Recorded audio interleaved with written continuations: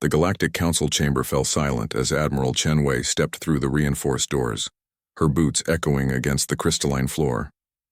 Around the circular amphitheater, representatives from 47 species shifted uncomfortably in their specialized seating arrangements. The Zephyrians' crystalline forms chimed nervously, while the Karathi's tentacles writhed with barely contained anxiety.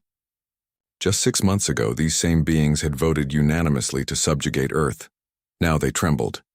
"Honored Council," Admiral Chen's voice carried across the vast chamber without amplification, a distinctly human trait that never failed to unnerve the other species. "You summoned us." The hegemony's prime speaker, a towering insectoid creature known as Vexthor, clicked his mandibles together before responding. "Admiral Chen, we wish to discuss terms." A bitter smile crossed Chen's weathered face.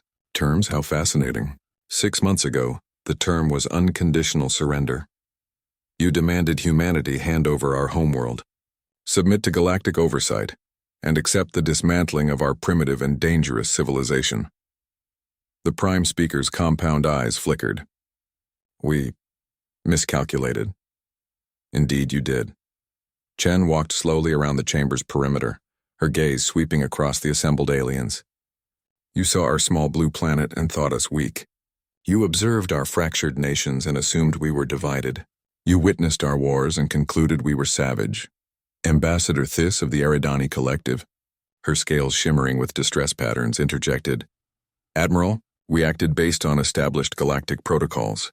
Species that exhibit such internal conflict rarely possess the unity necessary for what?"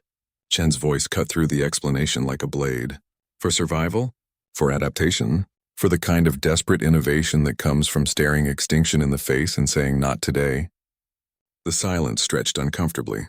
Every being in that chamber knew exactly what humanity had accomplished in those 6 months. When the Galactic Armada had arrived at Earth's doorstep, they expected a swift conquest. 3,000 ships representing the combined might of the galaxy's most advanced civilizations, each vessel bristling with technology that had taken millennia to develop. They had given humanity 72 hours to surrender. Humanity's response had been characteristically direct. A single transmission containing 2 words and a particular human gesture that required no translation. "You brought fusion cannons," Chen continued, her voice growing stronger. "And we brought ingenuity. You brought energy shields and we brought adaptation. You brought overwhelming numbers and we brought something you'd never encountered before." Vexthor's antennae twitched. "What? What do you call it again?" "Spite." The word rang through the chamber like a death knell. Pure, undiluted human spite. The first attack wave had met humanity's hastily constructed defense platforms, crude by galactic standards but effective enough. The second wave encountered something unprecedented, human technology that evolved mid-battle, ships that learned from each engagement and shared that knowledge instantaneously across the entire defense network. By the third day, human vessels were appearing where none should exist, using propulsion systems that violated known physics. By the end of the first week, the tide had turned. By month's end, the remnants of the Galactic Armada were fleeing through hyperspace.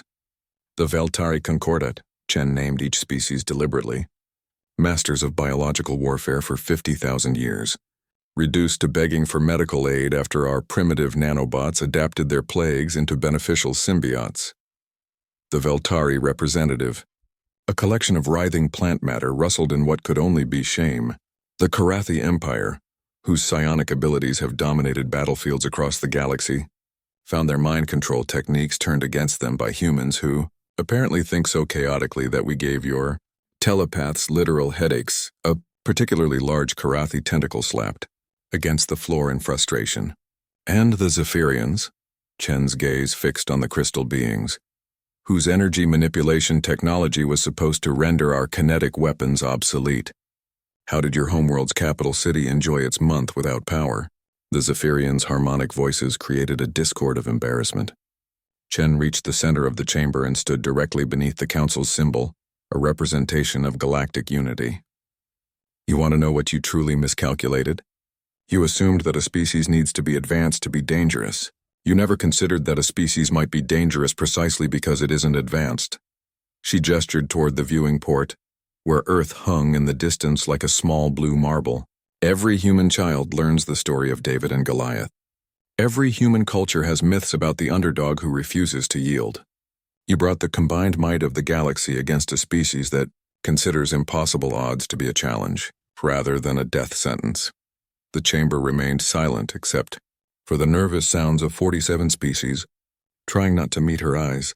"So now you want terms," Chen said, her voice dropping to barely above a whisper yet somehow carrying to every corner of the vast space.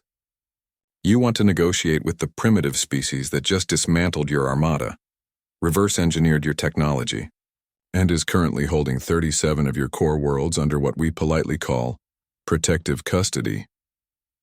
Prime Speaker Vexthor's mandibles clicked rapidly. "What? What do you want?" Admiral Chen's smile was neither kind nor cruel. It was simply human. "Trade agreements, cultural exchange programs, mutual defense treaties, scientific cooperation." She paused. "The same things we offered before you decided we needed shackling." The council members exchanged glances, their various forms of communication creating a cacophony of confusion. That's all?" Ambassador Thiss asked. "That's all we ever wanted," Chen replied. "You see, we learned something from this encounter, too. The galaxy is full of species who mistake kindness for weakness, who assume that a desire for peace means an inability to wage war." She turned slowly, making eye contact with each representative. "We'd rather not have to teach that lesson again."